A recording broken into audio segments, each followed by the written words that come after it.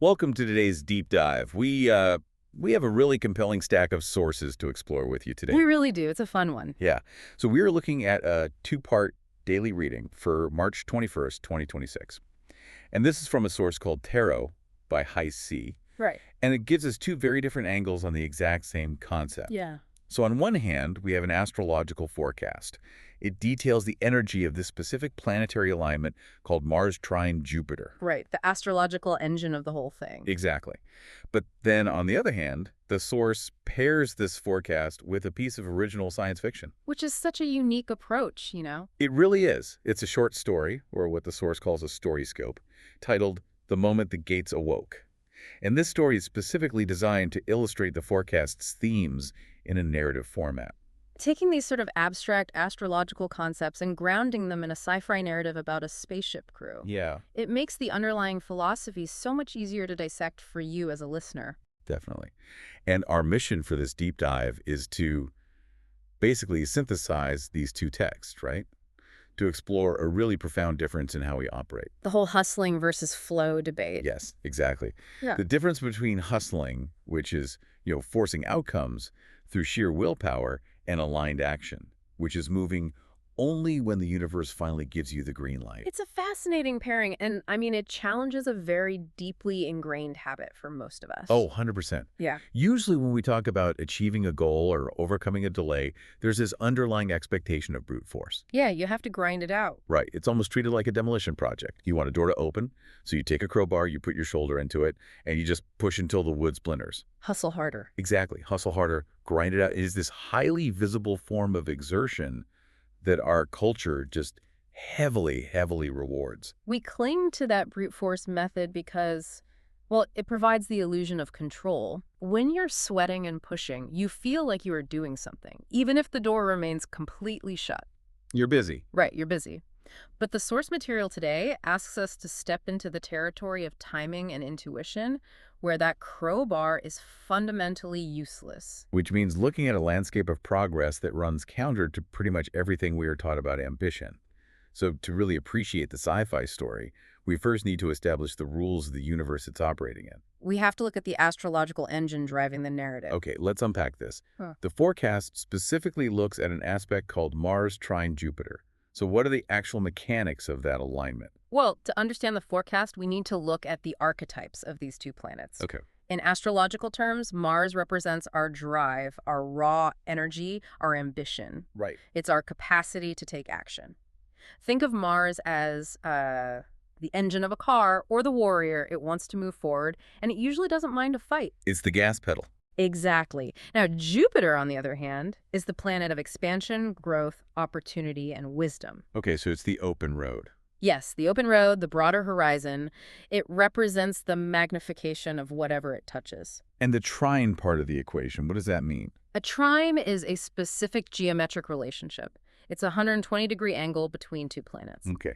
In astrology, a trine represents a state of supreme harmony and frictionless flow. The energies of the two planets are essentially working in perfect cooperation. Wow. Okay. So when you have Mars, the engine of ambition, forming a trine with Jupiter, the planet of expansive opportunity, you get a very specific kind of momentum. That makes a lot of sense. And Tarot by High C describes this specific transit as a massive boost of energy and optimism. Huge boost. But the key phrase that jumps out is that it represents support arriving at the right moment, a green light after major delays. Yeah, that's crucial. The text really emphasizes that this isn't just spontaneous random luck. It is the resolution of a long-standing bottleneck. What's fascinating here is how the source explicitly distinguishes between aggressive pursuit and natural effort under this influence. Okay, how so? When Mars is frustrated, it wants to kick the door down. But the forecast explicitly advises against pressure or urgency. No pressure. Right. It tells us that under a Mars trine Jupiter influence, we are given opportunities to nurture instead of aggressively pursuing passions. Nurture instead of pursue. Yeah. It asks the reader to replace brute force with action guided by intuition, care, timing, and emotional intelligence. It's asking us to fundamentally change our relationship to effort. I mean, think about it like this. Imagine you were driving on a multi-lane highway, And you get stuck in just agonizing bumper-to-bumper traffic. The worst. The absolute worst. Yeah. You're sitting there for hours, your hands are gripping the steering wheel, your cortisol levels are spiking, and you are aggressively inching forward every single chance you get. Riding the brake. Riding the bumper of the car in front of you, fighting for every single foot of asphalt because you feel this desperate need to make progress. That is the perfect visualization of unaligned Mars energy. Right. You are burning fuel, you're exhausting your nervous system, and functionally, you are getting nowhere. Nowhere at all. The effort is incredibly high, but the yield is incredibly low. But then suddenly, the road entirely clears up. You bypass the accident or you hit the city grid, and suddenly every single traffic light ahead of you just turns green. Such a good feeling. You aren't slamming on the gas pedal anymore. You aren't swerving recklessly or driving aggressively. You're just moving. The friction is gone. Exactly. Yeah. The effort suddenly becomes completely frictionless.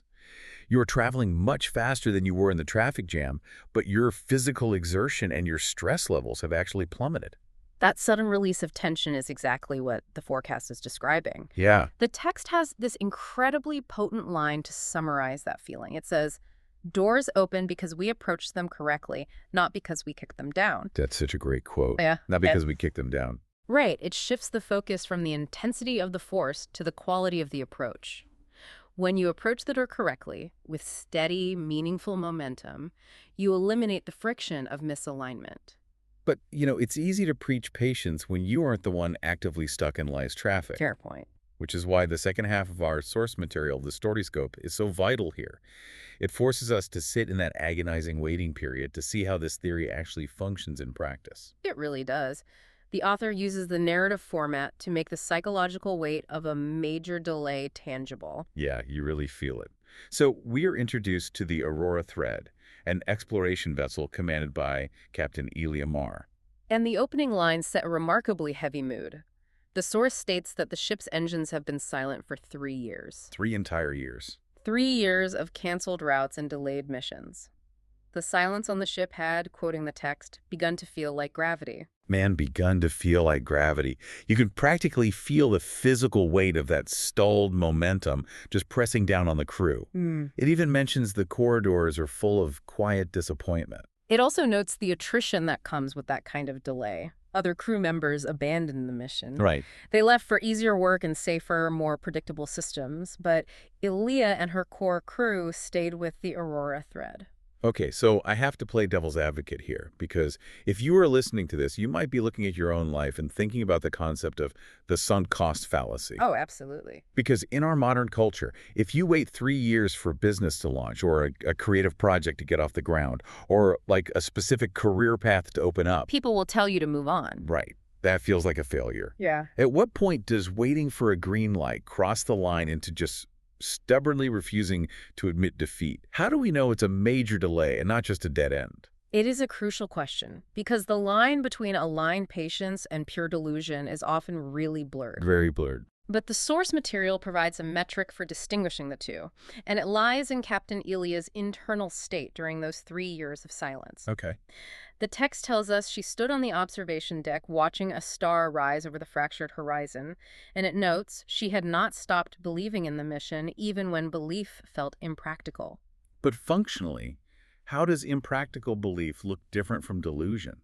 I mean, if an entrepreneur's product has failed to launch for 3 years, clinging to impractical belief sounds like a fast track to bankruptcy. Well, the difference lies in the concept of active readiness versus passive stubbornness. Active readiness. Yes. If you are just battering your head against a locked door, refusing to learn new skills or adapt to the environment, that is stubbornness. Right.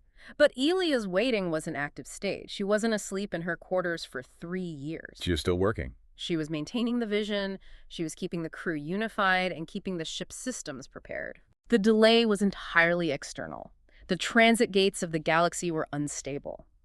But her internal compass, her alignment with the goal, it never wavered. So she didn't abandon the ship because the internal alignment was still intact, even if the external environment was completely stalled. Exactly. She wasn't forcing the external environment to change. She was just ensuring she was ready for it when it inevitably did. Precisely.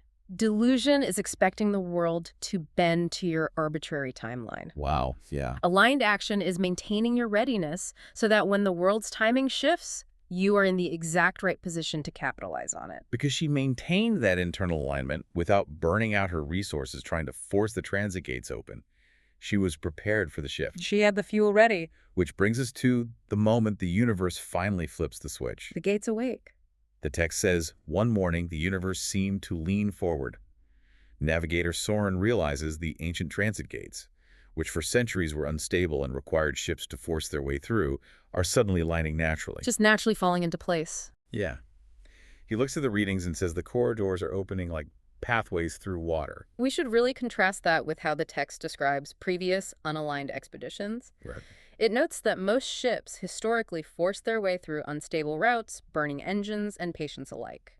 There's the crowbar metaphor realized in the story. Exactly. They burned up their core resources to force an outcome before the timing was right. But now the galaxy is offering a clear path. And Engineer Leon is looking at the consoles in shock. He says, after all these delays, the galaxy finally says go. And Captain Aaliyah corrects him. Right, with what might be the thesis of the entire deep dive. She says, not go, flow. Not go, flow. It is a really profound semantic distinction. Yeah.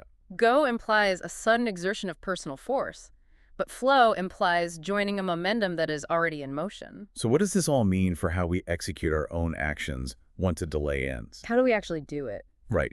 To me, it brings up the mechanics of surfing. Oh, I like that. If you go out into the ocean with a surfboard, you can paddle as hard as you want, you can violently beat the water, you can scream at the ocean, you can burn all your calories demanding a wave. But nothing's going to happen. Exactly. You cannot make a wave happen through brute force.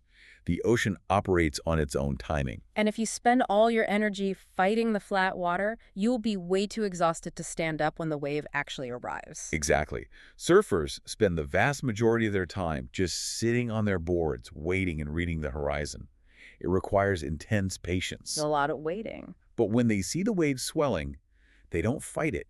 They position their board, and they paddle smoothly with the momentum of the ocean. You join the flow. They are still exerting effort to catch the wave. But once they do, the massive kinetic energy of the water does the heavy lifting.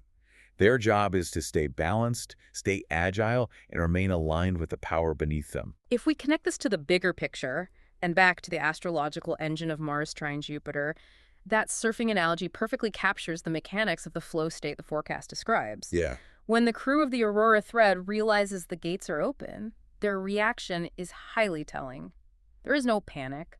There is no frantic rushing or desperate scrambling to make up for lost time. Which is wild, right? Yeah. You would think after 3 years of waiting, they would just slam the throttle forward the second they saw an opening. You'd think so. But they don't. Pilot Mara says the helm is ready. Engineer Leon says the engines are warmed and calm. He notes that, for once, nothing is fighting us. And pay attention to how the gate itself is described when it finally opens. It doesn't roar, it doesn't flash violently or spark with unstable energy. Right. The text says it unfolds with quiet brilliance. It's described as a luminous doorway that feels welcoming. Welcoming. Pilot Mara is stunned. She says she's never seen a gate open like that before. It's usually violent and chaotic, but this time, it's peaceful. And Captain Elia's response is the direct narrative callback to the tarot by High Sea Forecast. She watches the gate open gently and says, "That's because we didn't try to break it open, we learned how to approach it." They embodied the forecast's advice. They approached the door correctly instead of kicking it down. They waited until they were invited. Elia issues the final command to move forward, stating, "We move when the path invites us, not before." Which fundamentally reshapes how we view ambition. I mean, in our culture, ambition usually implies imposing your will on the world. Right. It is an adversarial relationship with reality. But the framework presented here suggests that the most successful ambition is actually collaborative. It's about synchronizing your personal readiness with the broader rhythms of the environment. Absolutely. So we have established the agony of the delay, and we have analyzed the calm, frictionless transition into movement. Now we have to look at the payoff. The rewards. What is the ultimate result of moving in this state of flow rather than forcing the issue early? The result is exponential growth. The rewards compound in a way that linear forced action simply cannot match. The climax of the StoryScope illustrates this brilliantly. The Aurora Thread enters the transit corridor, and the sheer speed of their progress is staggering. It's unreal. They're reaching the outer spiral of the galaxy in a matter of weeks, a journey that would normally take decades of standard travel. Yeah. But it's not just a straight, fast line from point A to point B. No, it expands. Yeah, Navigator Soren points out that the route keeps expanding. The farther they go, the more pathways appear on their sensors. This is where we see the Jupiter influence fully realized. Jupiter doesn't just grant speed, it grants expansion. It opens up new territories and broadens the horizon. They eventually enter a vast gateway cluster.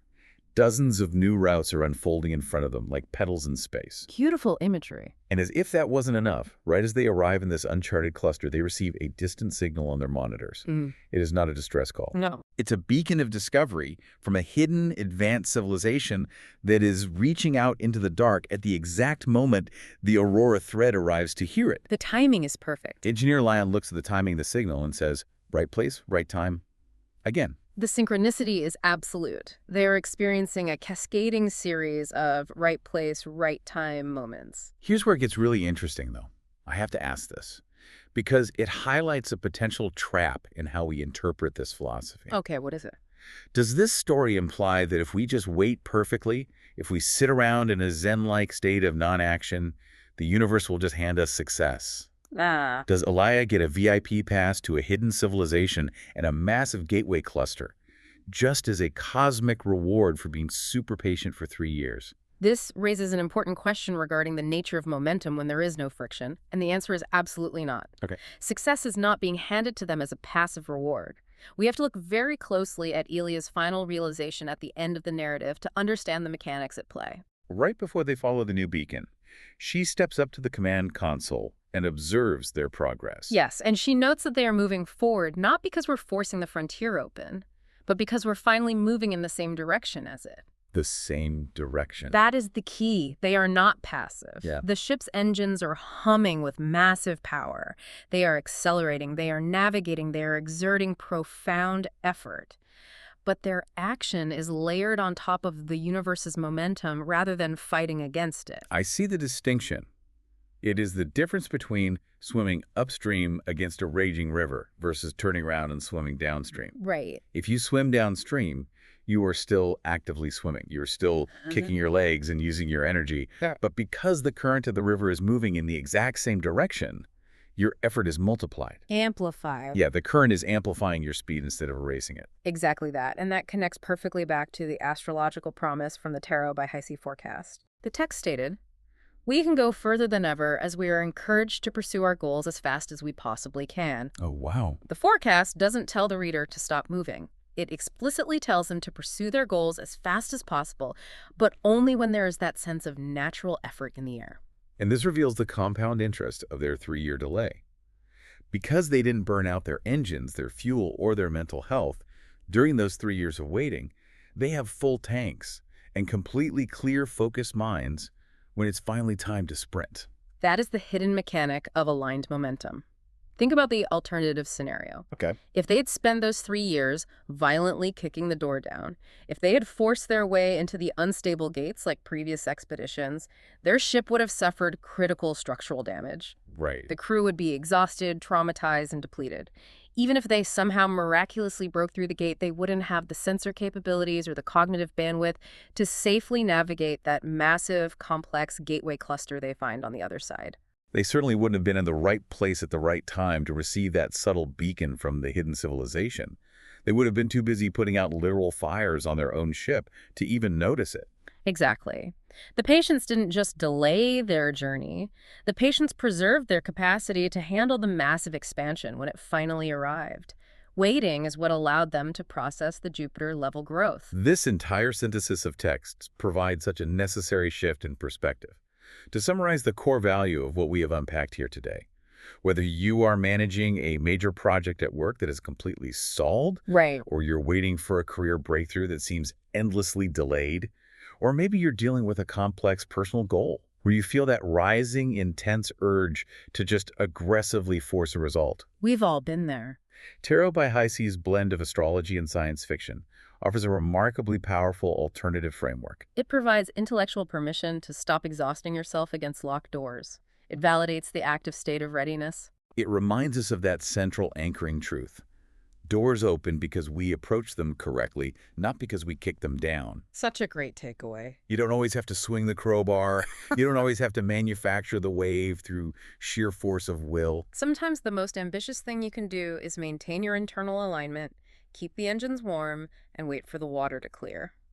Which leaves us with a final, lingering question for you to mull over as you go about your day. We've talked a lot about waiting for the universe to give you the green light to move forward. Hmm. But if true, aligned action requires us to wait for the path to naturally invite us. How much of our lives have we wasted trying to pick the locks on doors that were never meant for us in the first place? Oh, wow. Are the incredibly frustrating, agonizing delays you are facing right now a sign of bad timing? Or is the universe simply trying to tell you that you are standing in front of the wrong door entirely? That is a profound filter for evaluating our own struggles. It really is. Thank you for joining us on this deep dive. We'll catch you on the next one.